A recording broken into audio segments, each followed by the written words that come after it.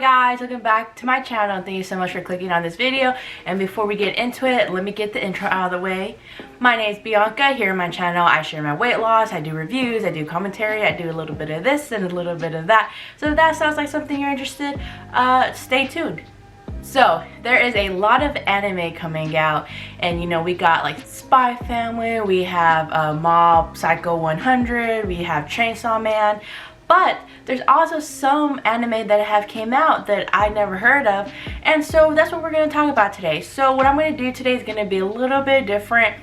I'm going to be reviewing an anime that came out this fall. However, what I plan to do for this review is that I'm going to review the first episode, and then once the series is done, I'm going to review the last episode and kind of like compare my thoughts to see like if I still like it throughout the end, or maybe if I don't like it so much. So the anime we're going to be reviewing today is A Raven in the Inner Palace.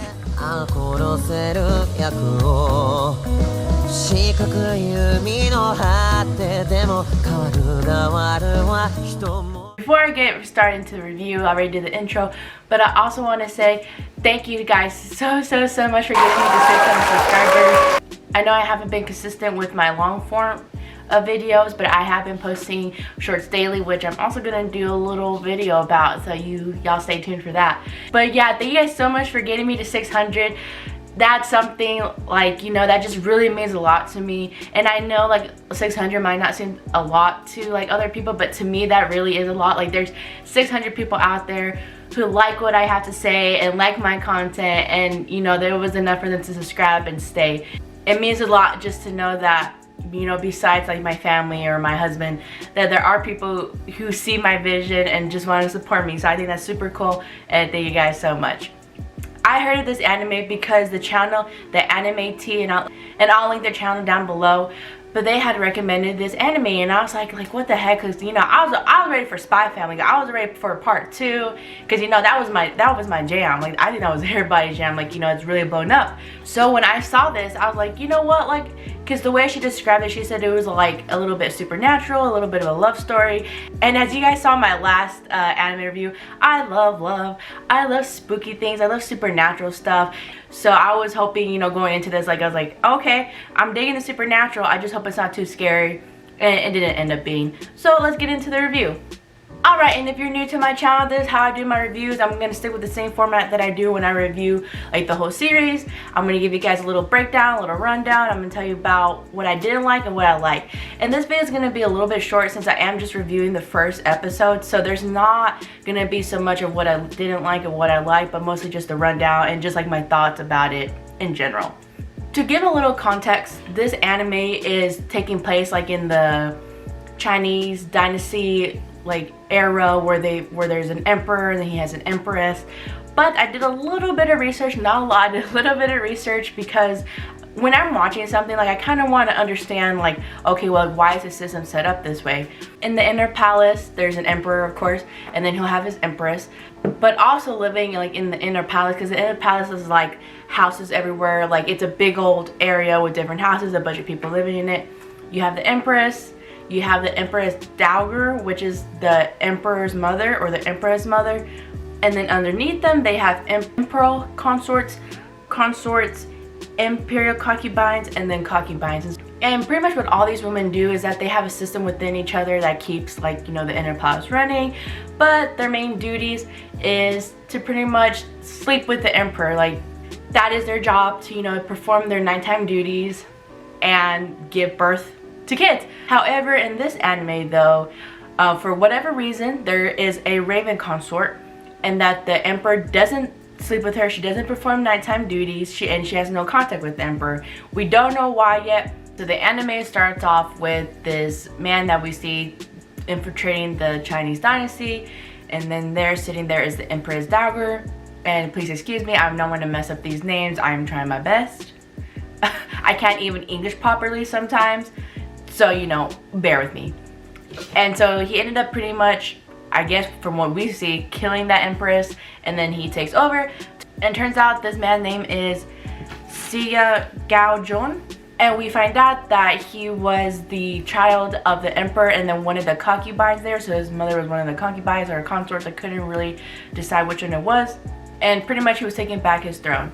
And as I mentioned, there is a Raven consort in this inner palace, and what's so special about her that she doesn't perform nighttime duties is that she is a holder of mystic powers. The concept of the Raven consort has been around for apparently several years. So they ended up building her own little palace, like not a palace, but her own house far away from everyone else, just so they can go to her pretty much when they want to use her powers. And which that sounds like to me not a very good deal. Oh, like, we like your powers, we'll let you live and stuff, but you have to stay here. So with this new era of this new emperor, he seems like he's trying to turn the place around. When we see him, he goes to the Raven consort. The Raven consort, though, she's very like standoffish, very cold, not really trying to interact with them. And he's like, hey, I need help finding the owner of this earring. And then she's like, I will not do that, because the price of trying to find out who's dead, you're gonna have to dig 2 graves. Like, she's very serious. She's not wanting to help. And so the emperor, he's actually very like nice about it, and he's like, oh, okay, well, you know, can you at least tell me who had it, or, you know, because I'm just trying to figure out what's going on here. And I'm assuming that this is the first time that an emperor has like talked to her or shown her any kind of kindness, because then she does warm up and she's like, well, okay, I guess I'll help you. But that's after he brings her like her favorite meal, which are these like bun things. And then so after that, she does help him, and they find out that the earring belonged to one of the consorts there, and allegedly she had killed herself, but he feels like there's more to the story. And so pretty much that's episode 1.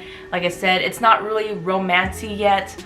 We're just getting introduced to these characters, and then their like maids, because the consorts also get maids, and then you meet the emperor's like right hand man, and then the story ends off with, you know, okay, we need to find this earring, we need to know what's going on. So that was my brief rundown, and let me tell you guys what I kind of like about it so far and my general thoughts. You guys, the animation, I'm the type of person that I can appreciate a good animation. Like, I love when colors are so bright and vivid. When she's doing her mystic power, like her transformation, like, I'm a sucker for things like that, and it was just so beautiful. The colors, I think their outfits are like beautiful. Like, there is just something so pretty to look at, and I really appreciate when an animation is so full of color and life, and it feels like I'm there. Like, I don't know how to explain it, but when I watch this anime, like, I'm just sucked into the world. And what I like about this series so far, like I said, I've just seen the first episode, is that we don't know that much yet.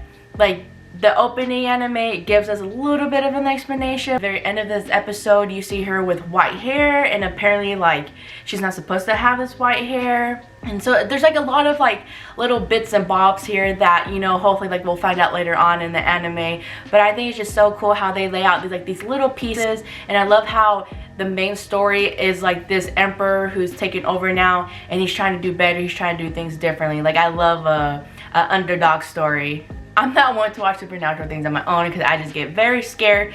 This anime, however, does a perfect blend of all that. Like, the supernatural is not too scary, but it's just enough like to, you know, call it like a supernatural anime.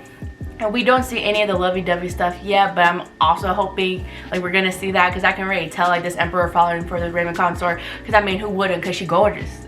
Like, who wouldn't? Watching the first episode, you know, there's only so much I can say and judge. But, you know, maybe at the end of this series, because I think it's a 12 or 13 part series, so we'll see how I feel about the end of it. For me though, I just love seeing animes that are not really recommended, because, you know, I have Crunchyroll. Like, this is where I watch all my animes, and so on Crunchyroll, like, you know, they'll have their list of the fall ones, but of course, as I mentioned earlier in the video, like, the more popular ones of course are going to get pushed more, which makes sense, because, you know, Crunchyroll at the end of the day is still a business. They want things, they want to be successful, they want to make that money. But it would have been nice if they would have pushed this anime a little bit more, because I feel like this is going to be one of those animes that once people catch on to it, they're going to love it, because it's just something, well, for me personally, just something so different, because I'm just used to your typical love stories. I'm like the slice of life type of anime watcher. And that is my conclusion of The Raven in the Inner Palace. I can't wait to watch this whole series and then come back and review the 12th episode and give like my actual final thoughts on everything. I think that would be a really fun video to film. And again, I apologize for not uploading as much, and I do apologize for that. You know, with my longer format videos, it takes a little bit for me longer to film them and then edit them. and you know, just putting it all together. And recently my grandmother passed away, so I've been also dealing with that, and it's just hard because for me this is my first personal death, and so it's been pretty challenging having to keep going on and do videos pretty much. So I do apologize, I just need some time right now. But thank you guys so much for getting me to 600 again, and thank you so much for watching the whole video, and I'll catch you guys on the next one.